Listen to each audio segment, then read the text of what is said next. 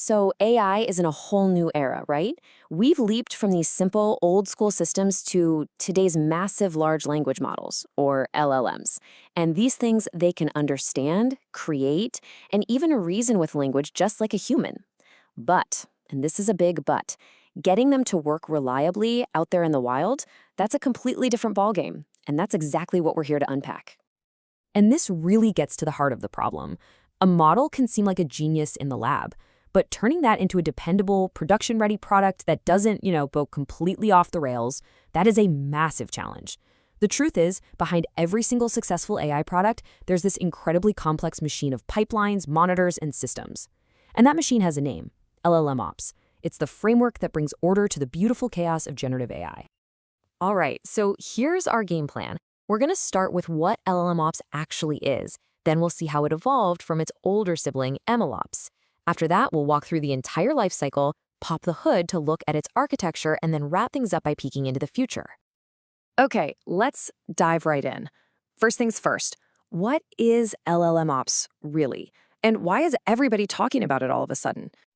At its core, LLMOps, that's large language model operations, is basically the rulebook, the operating system for managing these incredibly powerful AI systems.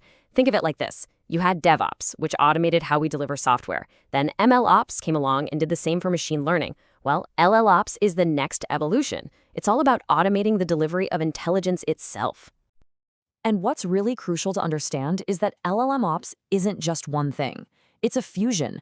It's this melting pot that pulls from the solid foundations of MLOps, the heavy lifting of data engineering, the brand new art form of prompt engineering, and of course, the essential guardrails of observability and governance. It's where all these critical fields come together. To really get a handle on where LLMOps is going, we first have to understand where it came from. And that brings us to its predecessor, MLOps, which I'm sure a lot of you are already pretty familiar with. And this is where the game totally changes. MLOps was built for a world of neat, structured data and predictable answers. Like forecasting sales, where you're looking for a single correct number. LLMOps, on the other hand, has to deal with these wild, generative models that are trained on the messy, unstructured chaos of the internet. They don't give you one right answer. They give you creative, open-ended responses. And that changes absolutely everything. Let's really dig into this. Just look at the table. With MLOps, right, you'd measure things with nice, clean metrics like accuracy or precision. Easy. But with LLOps, how do you measure the accuracy of a poem or a creative story? You can't. You have to start thinking about things like semantic similarity and factuality. And monitoring, MLOps watched for model drift. LLOps has to watch out for brand new, frankly scary problems like hallucination, that's when the model just makes stuff up, or prompt drift. It's a whole new world of challenges. Okay, with all that context, let's get practical. How do you actually do this? How do you take a model from just a cool idea to a reliable product that keeps getting better? That's where the LLMOps lifecycle comes in. It all kicks off with data and prompt engineering, basically crafting the perfect inputs to guide the model. Then you pick a base model and figure out how to tweak it for your needs. Next up, you deploy it and orchestrate the whole system. But here's the key. It doesn't stop there. The most critical parts are the last two steps: constant evaluation and feedback, and ongoing monitoring, governance, and optimization. It's not a straight line. It's a living, breathing cycle. So we've seen the process, the how. Now let's pop the hood and look at the machinery, the what. This is the anatomy of a modern LLMOps system, the actual components that make it all tick. A good LLMOps system is built in layers, kind of like a cake. At the very top is your app, maybe a chatbot. Right below that, you have an orchestration layer. Think of tools like LangChain acting as the brain of the whole operation. Then there's a retrieval layer, which uses special vector databases like Pinecone to give the model a kind of specialized long-term memory for your private data. And of course, you have layers for serving the model, watching how it performs, and making sure everything is safe and secure. And inside those layers, you've got these essential building blocks. You need a registry, not just for your models, but for your prompts too. You absolutely need that embedding store we just talked about, that vector database to power your retrieval. And critically, you have to have systems in place to collect feedback, evaluate what the model is spitting out, and monitor for any weirdness. This is the stuff that brings structure and sanity to the wild world of generative AI.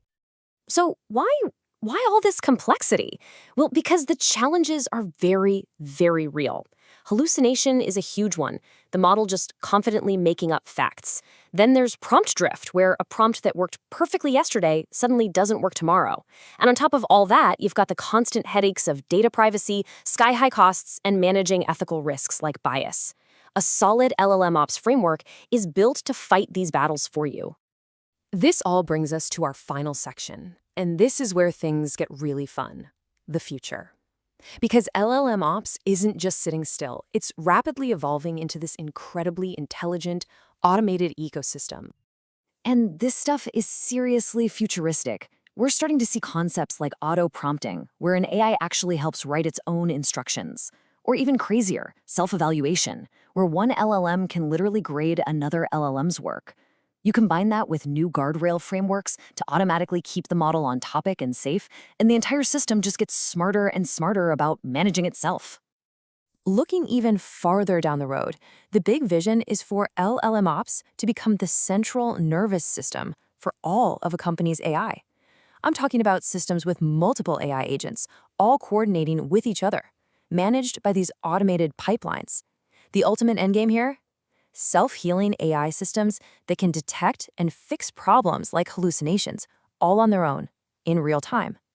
So if you're going to take away just one thing from all this, let it be this quote. This is the core reason LLMOps exists. It is the bridge that takes a fascinating but frankly unpredictable research project and turns it into a tool that a real business can actually rely on, understand, and scale up.